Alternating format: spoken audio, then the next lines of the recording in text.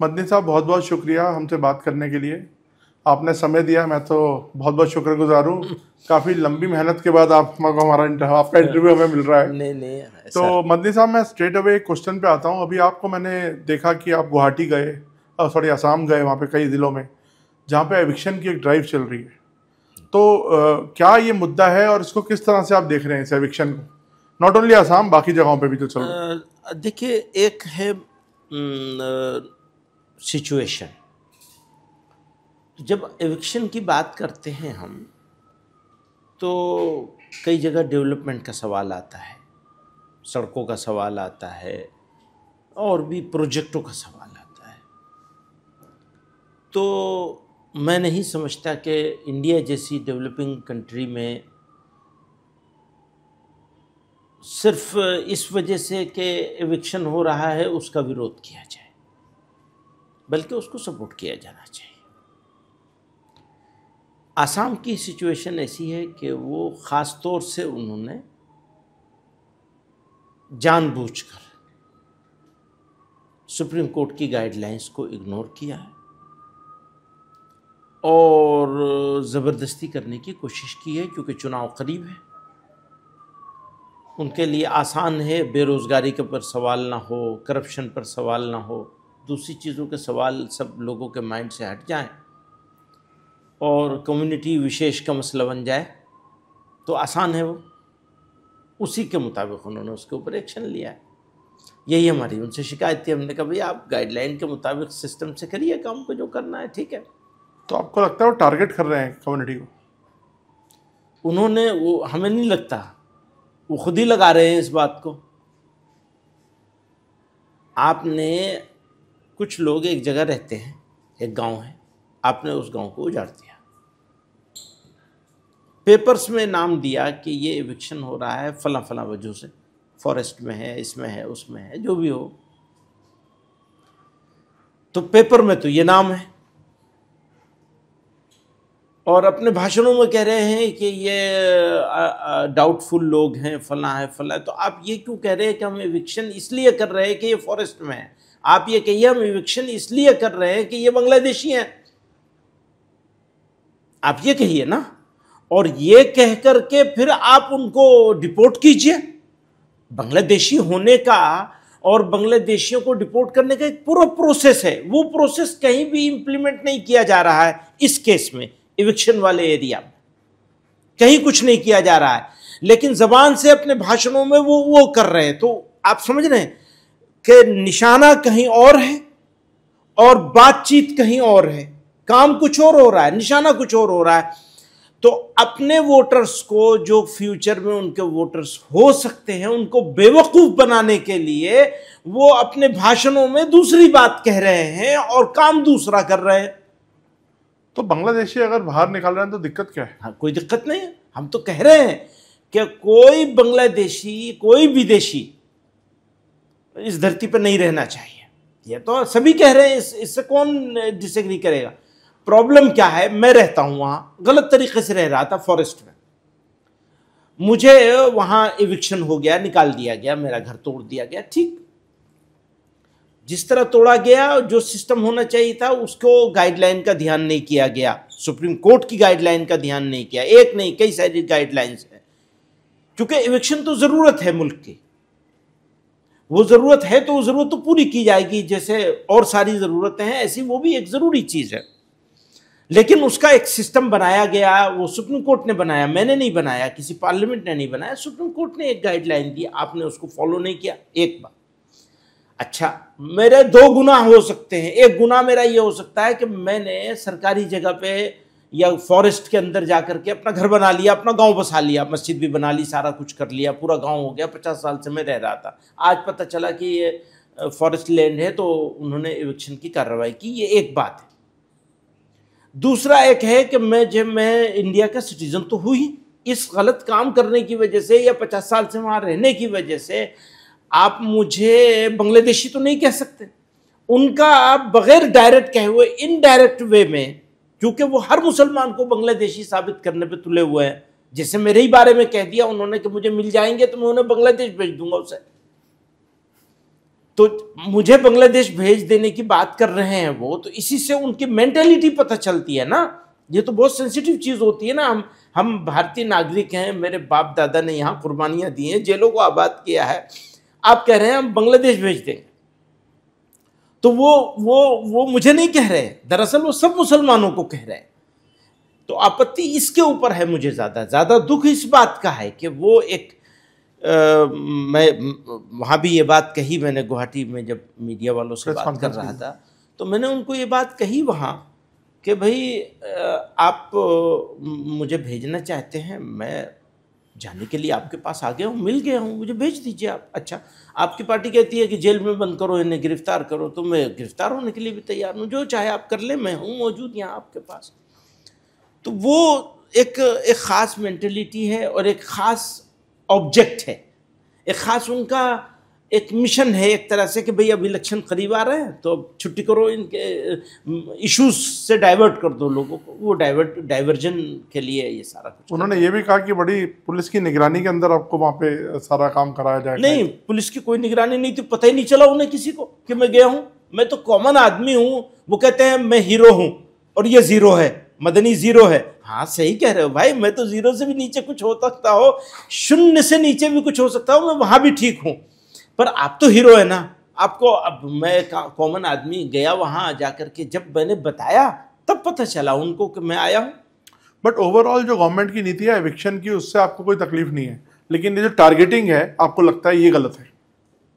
मोटे तौर पर हम यही बात कहना चाहते हैं कि ये टारगेट किया जाना और गाइडलाइंस को फॉलो नहीं करना, ये मोस्ट ऑब्जेक्शनेबल चीज़ है। सर अब हम आते हैं वक्फ, आपका एक बड़ी लड़ाई चल रही है सरकार से भी और सिस्टम से, तो इस पर आपका क्या बात पहुंची है और क्या इसका भी इस समय क्या करंट सिचुएशन? देखिए, वक्फ के बारे में हमारी सरकार ये कहती है कि हमने ये वक्फ को बचाने के लिए किया है और वक्फ को वो ख़राब होने से रोकने के लिए किया है, वक्फ में जो गड़बड़ चल रही थी उससे रोकने के लिए किया है, सरकार ये कहती है। अब अगर हम इससे एग्री करें कि सरकार का ये कहना सही है, तो वक्फ के अमेंडमेंट में जो उन्होंने नए अमेंडमेंट जो कुछ लाए हैं उससे तो साफ ये पता चल रहा है कि बजाय फ़ायदा करने के नुकसान कर रहे हैं। अब उन्होंने तो बना लिया तो हम क्या कर सकते? आपसे कंसल्ट तो किया होगा? नहीं किया ना, किसी से कंसल्ट नहीं किया। वो जो कमेटी थी उस कमेटी के सामने जो जाकर के हम लोगों ने जितने पॉइंट्स दिए थे उनमें से किसी एक को भी कंसीडर नहीं किया, ना उस कमेटी ने ना सरकार ने। सरकार को तो जरूरत ही नहीं है, सरकार तो आपसे सलाह लेती रहती है, हमें पता चला। सरकार तो मेजोरिटेरियन एटीट्यूड के साथ चल रही है। हमारी मेजोरिटी, हम जो चाहेंगे कर लेंगे और जो चाहेंगे कानून। मेजोरिटी है कहाँ? लेकिन जितनी भी है, जैसी भी है, कानून बनाने भर की तो है ना। पार्लियामेंट में तो जो जैसे अपोजिशन ने तो अपोज किया ही है उसको। लेकिन आपको लगता नहीं अपोजिशन भी कोई एक म्यूटेड अपोजिशन है? उस तरह से जो भूमिका उनको निभानी चाहिए थी नहीं निभाई। आपने शायद कहीं बोला भी था। ऑफ कोर्स, ये तो हम पिछले 10 साल से इस बात को कह रहे हैं कि अब डेमोक्रेसी के लिए ये ख़राब बात है कि अपोजिशन को जैसा रोल होना चाहिए वो रोल अपोजिशन। बट अपोजिशन मुसलमानों की बात करती है, उसको आप किस तरह से देखते हैं? देखिए, मुसलमानों का इशू अपोजिशन क्यों उठाएगी? सरकार क्यों नहीं समझेगी इसको? नहीं, हमारी सरकार है। मैं एक बात बोल रहा हूं कि ऐसा एक प्रोजेक्शन है कि अपोजिशन मुसलमानों की बात करती है, सरकार मुसलमानों के हित की बात नहीं देखती, ऐसा एक नहीं। मैं इसको दूसरी तरह देखता हूं जी। मैं इसको एक तो एक मुसलमान और अदर्स के होना नहीं करता, होना नहीं होना चाहिए। हाँ, डिवाइड भी नहीं करता हूं मैं तो ये कहता हूं कि हमारी सरकार है, सरकार बन गई तो हमारी सरकार है। yes. मुसलमानों की भी सरकार है। yes. और मुसलमानों के जो इश्यूज हैं उनको पॉलिटिक्स से ऊपर उठकर, इलेक्शन के वक्त के लिए आप पॉलिटिक्स छोड़ दीजिए, जो कहना है कहिए और करिए, लेकिन जनरल हालात में तो आपको सबके इश्यूज को सबके। बट वो तो कहते हैं कि हम लोग तो सारी जो गवर्नमेंट की बेनिफिशियरी पॉलिसीज हैं वो सब मुसलमानों तक भी पहुंच रही हैं, उसके बेनिफिशियरीज हैं। सरकार तो ये कहती है। हाँ, कह रही होगी, सरकार के पास डेटा भी होगा इसके कहने का, लेकिन आप अभी आपने जहाँ से शुरू किया औकाफ से, तो हमारा मुद्दा यही है कि आप कह रहे हैं हम औकाफ को बचाने के लिए कर रहे हैं, औकाफ की भलाई के लिए कर रहे हैं, और काम बुराई वाला कर रहे हैं। तो कैसे, मतलब इसको कैसे हम बट आप मुझे बैलेंस बताइए कैसे करेंगे? लेकिन एक जैसे बात थी कि वो कह रहे हैं कि वक्फ पे सारे जो अमीर मुसलमान हैं, जो एलीट हैं, उन लोगों ने कब्जा किया हुआ है ज़मीनों पे, और अगर हम ये लाते हैं तो देखिए कोई आउटरीच भी नहीं हुआ पब्लिक में, उस तरह का कोई आउटरीच नहीं हुआ। अगर गरीब आदमी पब्लिक में आउटरीच हो, लेकिन अगर गरीब आदमी, पब्लिक का आउटरीच, मिलियन लोगों ने इसके ऊपर अपने जुलूस निकाले हैं, प्रोटेस्ट किए हैं, तो और क्या तरीका होगा आउटरीच का? आउटरीच का मतलब आप समझते हैं कि दुकानें जलाई जाने लगे? नहीं, ये तो बुरी बात होगी ना, वो कैसा आउटरीच होगा? लेकिन कम्युनिटी ने अपना एक्सप्रेस किया है, बिल्कुल पूरी ताकत के साथ किया है, जो डेमोक्रेटिक तरीके जितने हो सकते हैं उसको। तो अभी क्या करंट स्टेटस क्या है इसका कानून? अब तो वो कुछ कोर्ट में चल रहा है, देखिए क्या होता है। आप लोग भी लड़ाई लड़ रहे हैं कानूनी इसमें? लड़नी ही पड़ेगी, क्या करें सर। अब आते हैं ऑपरेशन सिंदूर पे। मैंने कुछ आपके मैं रिसर्च कर रहा था, पढ़ा, तो आपने सपोर्ट किया कि सरकार का जो पोजीशन था, और मैं तो आपको इनफैक्ट तब से देख रहा हूँ जब आपने मुशर्रफ को यहाँ पर बोला था कि भाई माइंड योर ओन बिजनेस। तो आपने किस तरह से देखा इस ऑपरेशन सिंदूर को? क्योंकि आपसे लंबे दौर बाद बात हो रही है, ये अभी आज का टॉपिक नहीं है, बट मैं इसका जो ऑपरेशन सिंदूर में क्या क्या हुआ, क्या हमने चाहा था अचीव करना, वो हुआ या नहीं हुआ, ये एक सब्जेक्ट है। अगर हुआ तो कितना हुआ, कितना रह गया, ये दूसरा सब्जेक्ट है। तीसरी बात है कि आपने अचानक से बंद कर दिया, क्यों बंद कर दिया? वो अचीव हो गया था तब बंद किया है। ये सारे सवाल हैं बात के। लेकिन जिस वक्त जंग हो रही थी, ऑपरेशन स्टार्ट किया गया था, जिन हालात में, इसमें दो बातें बहुत इंपॉर्टेंट हुई हैं। एक तो जिस तरह उन बदबख्तों ने नाम पूछ करके लोगों को मारा, मैं इस देश की जनता को, अपने देशवासियों को, अपने साथियों को, वो जिनको मैं हिंदू मुसलमान में बांटना नहीं चाहता हूँ, उनको कितना शुक्रिया अदा करें कि उन्होंने पेशेंस रखा। सही बात है, ये कोई और मुल्क होता तो पता नहीं क्या क्या हंगामे होते। ये भारत की खूबसूरती है, हमारे बुजुर्गों ने भारत को चूज़ किया था, इंडिया में रहना चूज़ किया था। वो लोग इस्लामिक स्टेट की बात कर रहे थे, उनको रिजेक्ट किया था कि वो झूठ बोल रहे हैं, और इंडिया को चूज़ किया था। ये खूबसूरती है इंडिया की। अभी भी जैसे आप कह रहे थे कि इस्लामोफोबिया बहुत हो गया है या हो सकता है, इस सब के बावजूद उस शर्मनाक हादसे को फेल करने में सबसे बड़ा रोल जो था वो इस देश की सिविल सोसाइटी का था, आम नागरिकों का था, कि उन्होंने इसको पहचाना, समझा कि ये दरअसल इस मुल्क में बसने वाले और रहने वाले कम्युनिटीज़ को, समुदायों को लड़ाने की साजिश है। उस साजिश को फेल किया। एक ये बहुत ही बड़ा काम हुआ, या ऑपरेशन सिंदूर से भी बड़ा काम हुआ।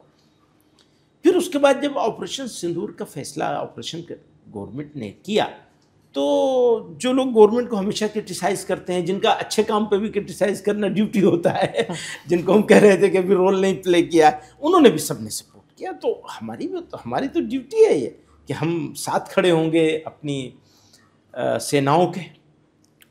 तो बस वही था, उतना ही है वो बात। मदनी जी, मैंने आपका कहीं पे एक बयान पढ़ा था कि आप कहते हैं कि हमारी किसी से कोई दुश्मनी नहीं है, ना आरएसएस से, ना बीजेपी से, ना सरकार से। हम आरएसएस के साथ भी काम करने को तैयार हैं। हाँ। तो अभी आपने जैसे जिस तरह से आरएसएस का भी कुछ आउटरीच बढ़ा है हाल में टुवर्ड्स मुस्लिम, तो किस तरह से इसको देखा जाए? अच्छा है, मतलब इसको बहुत सारे इफ एंड बट हैं इसमें अभी भी, लेकिन थोड़ा सा इसको अगर तफसील से बताएंगे, because people want to know the view. देखिए, आप जो लोग जो सुनना चाहते हैं और जो मैं कहना चाहता हूँ उसमें कुछ फ़र्क नहीं है। राइट। एक मेरा पर्सनल व्यू नहीं है, बल्कि ऑर्गेनाइजेशन की जो सबसे बड़ी हमारा प्रोग्राम होता है, 2023 में हुआ था वो रामलीला ग्राउंड में जी। अभी भी हम करने वाले हैं वो, फिर अक्टूबर नवंबर में फिर करने वाले हैं। तो उस मौके पर हमने रेजोल्यूशन पास किया था, ये कहा था इंगेज होना चाहिए, डिफरेंसेस हैं, उन डिफरेंसेस को मिनिमाइज करने का तरीका डायलॉग के सिवा कुछ नहीं है। जो तरीके से सरसंघ चालक बीच में उन्होंने ज्ञानवापी वाले इशू पर भी एक बात कही थी, वो सराहनीय थी। दूसरी बात अभी भी उन्होंने कुछ कही हैं, उनमें कई बातें ऐसी हैं जिनके ऊपर हम लोग डिस्कस कर सकते हैं, हम लोग अपना आर्गुमेंट रख सकते हैं, कह सकते हैं कि हम इससे एग्री नहीं करते हैं, ये सारी बातें हैं। लेकिन इसके साथ साथ जो उनका ये कोशिश है उसको सराहा जाना चाहिए डिफरेंसेस के बावजूद।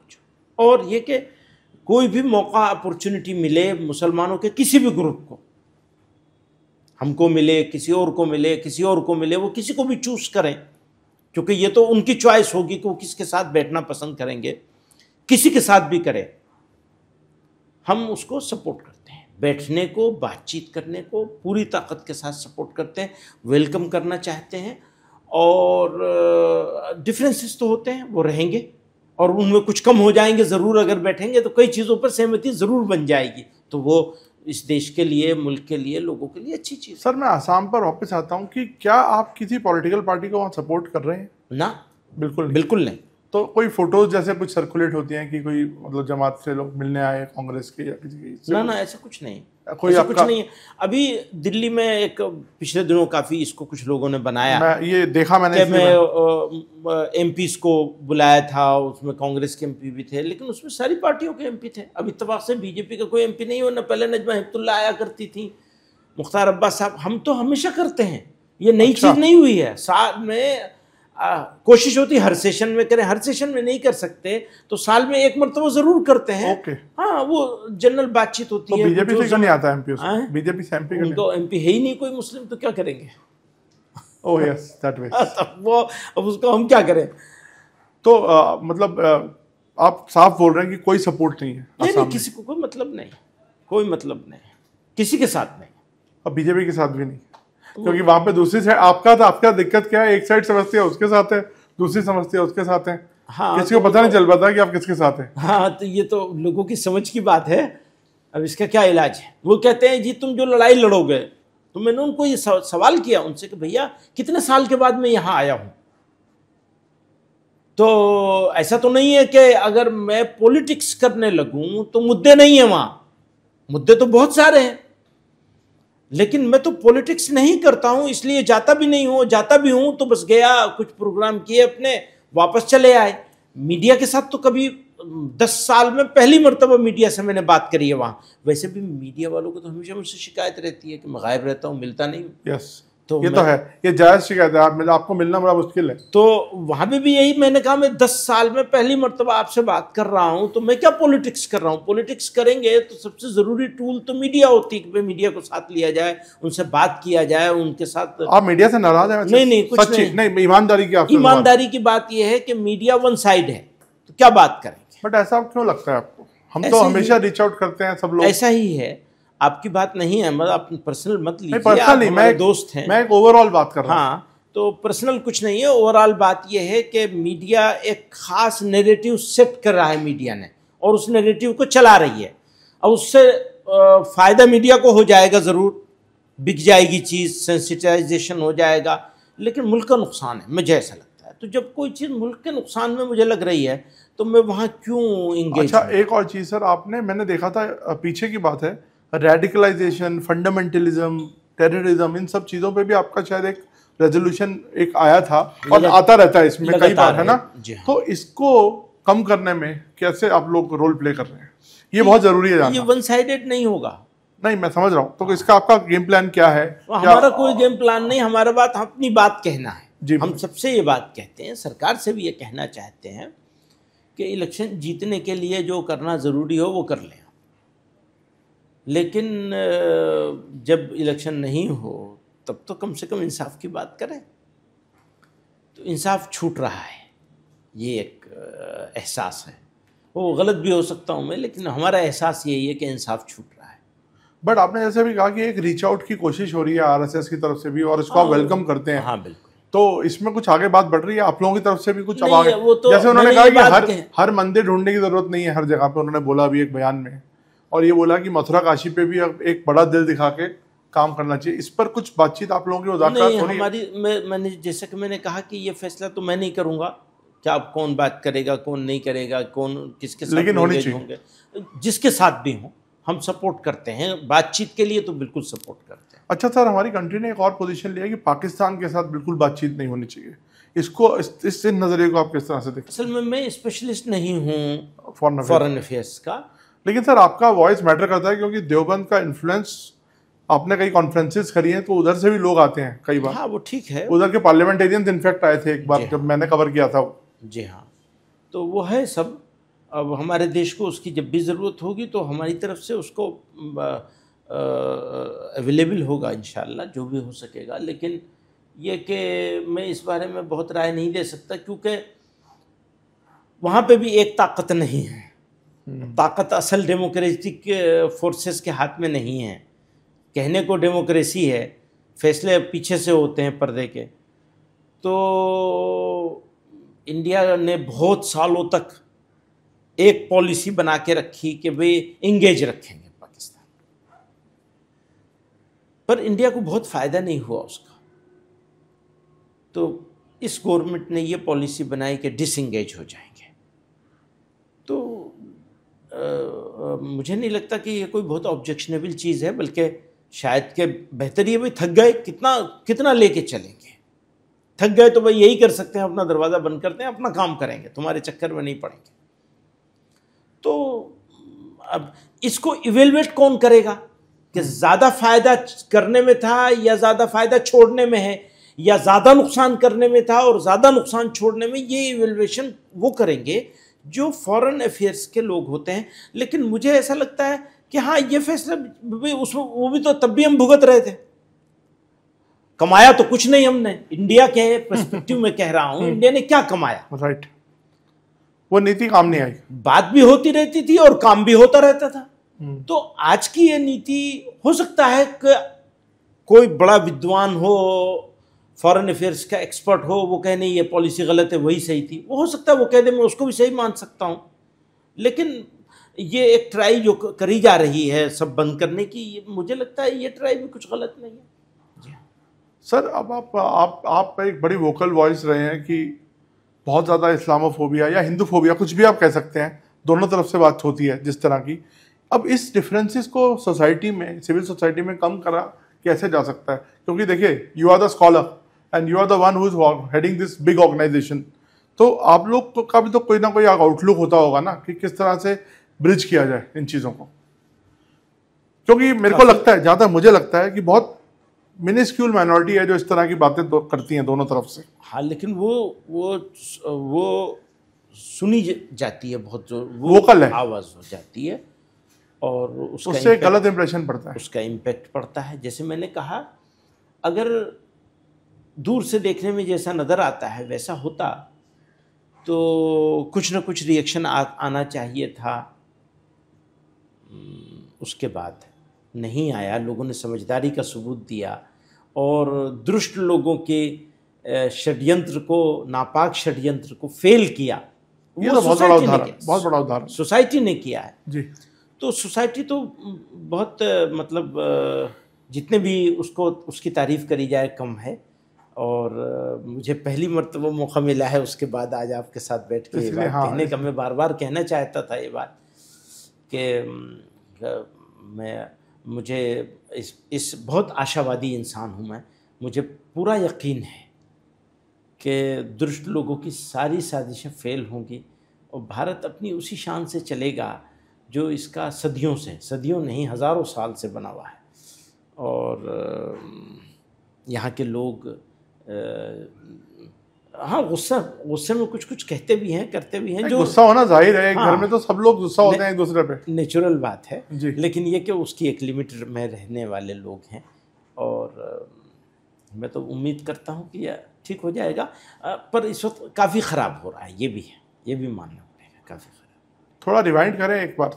और आपने मुशर्रफ को एक बात यहाँ पे बोली थी कि हिंदुस्तान में पाकिस्तान से कई गुना ज़्यादा मुसलमान रहते हैं, तो आप अपना ध्यान रखिए, हमारे को थोड़ा सा बताइए, क्योंकि ये आज की जनरेशन ने वो वाला वीडियो इतना शायद देखा नहीं है। ये आज की जनरेशन के लिए आपसे क्या आपका वो एक फीलिंग थी और क्या बात हुई थी, थोड़ा बताइए। वो एक बात ऐसी हुई थी कि वो अपनी भाषण में, तकरीर में, मुझे ऐसा लगा कि वो यहाँ आए हैं। इंडिया टुडे कॉन्क्लेव में वो गाला डिनर था, मैं भी उसमें स्पीकर था उससे पहले के उसमें, और उसमें उनकी स्पीच हो रही थी। तो वो मुझे ऐसा लगा कि वो ऐसे बात कर रहे हैं जैसे हम सब रंग रूट बैठे हुए हैं और वो कमांडर इन चीफ हैं, और बातें वो इस तरह की कर रहे थे कि वो डांट डपट कर रहे थे यहाँ कि तुमने ये किया है, तुमने वो किया है, फलाना है, फलां है, और तुम मुसलमानों के साथ ऐसा करोगे तो फिर ये हो गई तुम्हारे साथ।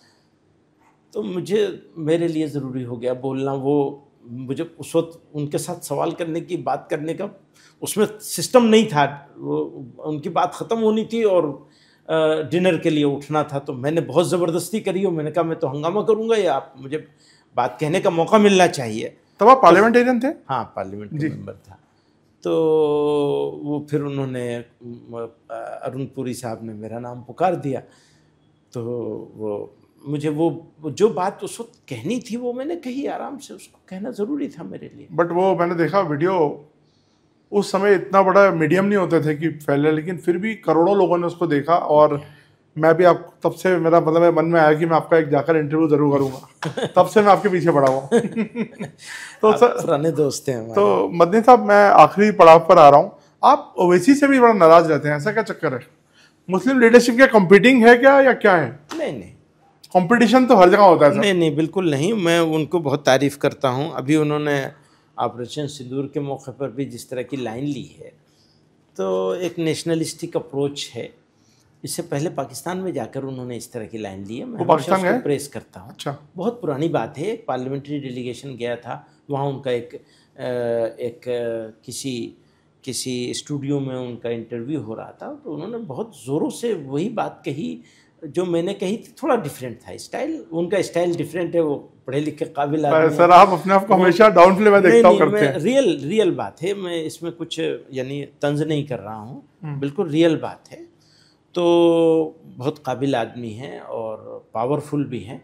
तो उन्होंने वो बात, अब डिफरेंस को शो करना विरोध नहीं होता। यस, ये बात हमारे प्राइम मिनिस्टर साहब को भी समझनी चाहिए, सरकार में बैठे हुए लोगों को भी, अपोजिशन में बैठे हुए लोगों को भी, सबको समझनी चाहिए कि अगर हम या कोई भी कुछ विरोध कुछ ऑब्जेक्ट कर रहा है, कुछ एतराज़ कर रहा है, तो इसका ये मतलब नहीं है कि वो तुम्हारा विरोधी है।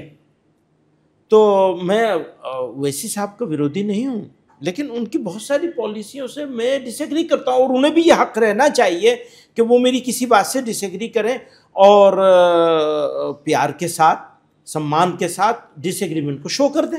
मनभेद नहीं, मनभेद ना हो। मतभेद रखना तो एक जीवित सोसाइटी के लिए उसके जीवित होने का प्रमाण होता है।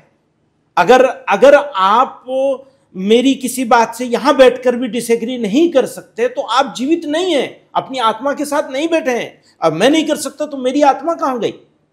सो डिसएग्रीमेंट प्रॉपरली शो किया। हाँ, सम्मान, जैसे चीफ मिनिस्टर साहब हैं आसाम के, अब वो बड़े आदमी, काफी आपकी उनसे आजकल दोस्ती ज्यादा है, बड़े आदमी हैं, गार्जियन हैं स्टेट के, लेकिन शब्दों का प्रयोग कैसा करते हैं? तो मैं उनसे हमेशा कहना चाहता हूँ, आपके माध्यम से मुलाकात हुई उनकी कभी? नहीं, पहले कभी हुई है, तो मैं आपके माध्यम से उनको पहचाना चाहता हूँ। भाई, शब्दों को तो प्रयोग ठीक से करें। हाँ, डिसएग्रीमेंट है मेरा उनका, और जरूरी नहीं कि रहे, खत्म भी हो सकता है। अरे ये तो बड़ी बात बोली, खत्म हो सकता है भाई। जैसे हम आरएसएस के बारे में आपने सवाल किया, तो मैंने कहा खत्म हो सकता है ना, कम हो सकता है। ऐसे ही उनके बारे में हुआ भी है शायद, ऐसे ही उनके बारे में कि बहुत सारी बातों पर हमारा डिसएग्रीमेंट खत्म हो सकता है। और लेकिन आप जब शब्दों का प्रयोग गाली की तरह करें, बिलो द बेल्ट कुछ नहीं होना चाहिए। हाँ। तो आज मैं इसी सवाल पे दोबारा आता हूं सर। आज की डेट में आप भी पार्लियामेंट में रहे हैं, देर तो नहीं हो रही आपको? आप चलिए। पार्लियामेंट, आप भी पार्लियामेंटेरियन रहे हैं, क्या आज की जो शब्दावली है अक्रॉस द पार्टी लाइन, मैं बीजेपी या कांग्रेस और ऑपोजिशन नहीं बोल रहा हूँ, आपको लगता है स्तर बहुत निम्न हो गया? हाँ, कम हुआ, कम हुआ। तो इसको थोड़ा सा अगर आप एनालाइज करें। नहीं, कुछ एनालिसिस ज़्यादा करने की ज़रूरत नहीं है, इसका ध्यान प्राइम मिनिस्टर साहब भी नहीं रखते हैं। तो कम्युनिटीज़ के बारे में बात करते हैं और शब्दों को घुमा फिरा के बात करते हैं। इससे तो एहतियात करनी चाहिए सब लोगों को। हम मुल्क को बनाना है और चलाना है, तो ये तो जिम्मेदारी प्राइम मिनिस्टर साहब की है, सरकार की है। सर, आप इस देश के एक इम्पॉर्टेंट स्टेक होल्डर हैं, ठीक है, एक इम्पॉर्टेंट पोजीशन पे बैठे हैं। मैं ये जानना चाहता हूँ कि जो सिक्योरिटी पॉलिसी है इस गवर्नमेंट की और पिछली गवर्नमेंट की, इसमें आप कुछ फ़र्क देख रहे हैं? और आपको क्या लगता है कि एक अच्छा था, अब हमारा जो एक बेस है वो स्ट्रांग हुआ है पहले से? हाँ, यकीनन स्ट्रांग, इसमें कोई शुबा नहीं, कोई डाउट नहीं, पहले से स्ट्रांग हुआ है, बिल्कुल पहले से बेटर भी हुआ है, स्ट्रांग भी हुआ है, बिल्कुल ये मानना पड़ेगा। जी हाँ। तो किस आधार पे आप ये, मतलब थोड़ा सा अगर आप समझाएं तो। देखिए, वही बात कि मैं सिक्योरिटी एक्सपर्ट नहीं हूँ, नहीं, लेकिन दूर आप से बैठ के देख रहा हूँ। आप करिए, लेकिन एक बात है, आप काफ़ी, आपसे कंसल्टेशन भी चीज़ों को लेके होता है, हमें पता है, और आप काफ़ी स्टेक होल्डर रहे हैं। मैं दूर से बैठ के देख रहा हूँ और मुझे ऐसा लगता है कि लॉ इन्फोर्सिंग एजेंसीज में प्रोफेशनलिज्म बढ़ा है। और मोटे तौर पर हम ये देखेंगे तो ओवरऑल अगर देखेंगे पूरा, कहीं कहीं कोई शिकायत कोई निकाल लाएगा कि नहीं आप गलत कह रहे हैं, फला जगह ऐसा हुआ, हाँ हुआ है, बहुत जगह पे हुआ है। लेकिन जब हम पिछले 10 साल और उससे पिछले 10 सालों को देखेंगे तो ज़मीन आसमान का फ़र्क है, बिल्कुल ज़मीन आसमान का क्लियर फ़र्क है। अब उसकी बहुत डिटेल में मैं जाऊंगा तो आपका भी टाइम ख़राब होगा, मेरा भी ख़राब होगा, लेकिन ये मोटे तौर पर मैं ये बात माननी पड़ेगी कि प्रोफेशनलिज्म भी बढ़ा है और काम के तरीक़े में बेहतरी आई है, और मज़ीद बेहतरी की ज़रूरत है, वो होनी चाहिए। वो हमेशा अच्छा से अच्छा करने की ज़रूरत तो रहती है। तो बट आपको लगता है कि सरकार को थोड़ा और इंक्लूसिव होने की ज़रूरत है? हाँ, ये सही, इंक्लूसिव होने की ज़रूरत है। इंक्लूसिवनेस जैसे सबका साथ सबका विकास, जो एक वो लॉ इन्फोर्सिंग एजेंसीज के काम को अगर इंक्लूसिवनेस बढ़ेगी तो उनका काम और आसान हो जाएगा। वो इंक्लूसिवनेस बढ़नी चाहिए।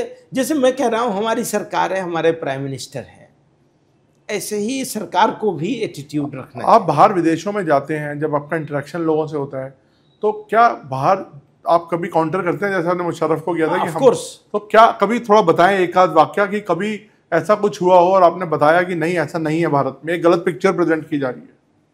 इसका मौका किसी बड़े लोगों के साथ बहुत नहीं मिलता है, लेकिन मैं, जैसे बार बार लोग कहते हैं कि यहाँ की सिचुएशन ऐसी हो रही है कि वो होगा, जेनोसाइड होगा मुस्लिम्स का, ये कहा जाता है बाहर, और कई मरतबा डायरेक्टली मुझसे भी कहा जाता है। तो मैं इसको मानने के लिए तैयार नहीं होता हूँ कभी कि ऐसी कोई सिचुएशन होगी। और मैंने अभी इत्तेफाक से आपके सामने वो जो बदबख्तों ने किया था काम आकर के वहाँ पहलगाम में, तो उसके बाद आराम से हो सकता था, बहुत कुछ हो सकता था, थोड़ा तो हो सकता था, ज़रूर थोड़ा सा तो ज़रूर हो सकता था, नहीं हुआ। तो इसके पीछे किसी सरकार का कमाल नहीं है, सरकार का भी कमाल है एक दर्जे में, मैं उसको डिनाई टोटल नहीं करूँगा, लेकिन सिविल सोसाइटी का कमाल है, बड़ा तो सिविल सोसाइटी का कमाल है कि उसने साथ दिया है और ये समझा है कि साजिश क्या है। तो इस साजिश को समझा है तो दूसरी साजिशों को भी समझेंगे कि हमारा दुश्मन ये चाहता है कि मुल्क में अनारकी फैले, लड़ाई हो, झगड़ा हो, तो इसको तो पूरी सोसाइटी मिलकर ही इसको तो जब ये सरकार बोलती है कि बड़ी बड़ी इंटरनेशनल ताकतें लगी हुई हैं हम लोगों को डिस्टेबलाइज करने में, इसमें कुछ हद तक आपको लगता है सच्चाई है? बिल्कुल है सच्चाई, इसमें क्या शुबा है। सारी दुनिया में ये वो बड़ी ताकत है तो सारी दुनिया में यही करती चली आई हैं, कोई नई बात तो है नहीं उनका। जहाँ से उनका पैसे का मसला हल ना हो और ग़ुलाम ना बना सकें, पहले ज़माने में ग़ुलाम बनाते थे फौज ला करके, अब गुलाम बनाते हैं टैरिफ लगा के। एक बार बताइए, टैरिफ पे जो हमारा एक बात बिल्कुल साफ है, इंडिया को स्टैंड करना चाहिए। तकलीफ उठा लेंगे, आधी रोटी खा लेंगे, आधी रोटी खाएंगे, सूखी रोटी खाएंगे, पर झुकेंगे नहीं किसी के सामने। तो ये अच्छी पोजीशन ली इंडिया ने। अच्छी पोजीशन है, पर इसमें बाकी रखना है, वरना झगड़ा भी होगा हमारा। बाकी रखना है इसके ऊपर, नहीं लेकिन अगर झुकना नहीं है। कोई कॉम्प्रोमाइज करने की जरूरत नहीं है। ऑफ कोर्स कंप्रोमाइज अगर होता है बराबरी के लेवल पर तो जरूर करना चाहिए, लेकिन अगर झुकना पड़े नहीं होना चाहिए। तो आप मोदी की पोजीशन जो उन्होंने टैरिफ पे ली है, आप उसके साथ? हम साथ हैं। टैरिफ पर जो भी पोजीशन ली है वो रहनी चाहिए। बाकी यही बात मैं कह रहा हूं, देखिए आज उन्होंने गुलाम बनाने की कोशिश की और वो फिर डीस्टेबलाइज करने की कोशिश भी करेंगे। जितनी ताकतें जहां जहां से जो भी कर सकते हैं वो करेंगे, लेकिन इंडिया इंडिया है, उसका जवाब देंगे। पर यही है कि झुकना चाहिए, बस झुकना नहीं। इसी नोट पे सर इस इंटरव्यू को खत्म करते हैं। शुक्रिया बहुत, थैंक यू सो मच। आपने पूरा खुल के हमसे बेबाक तरीके से बात करी। बहुत शुक्रिया। और इस बहुत अच्छा लगेगा, आगे भी आप मौका देते रहेंगे। बहुत बहुत शुक्रिया, धन्यवाद सर। अरे ले आओ यार।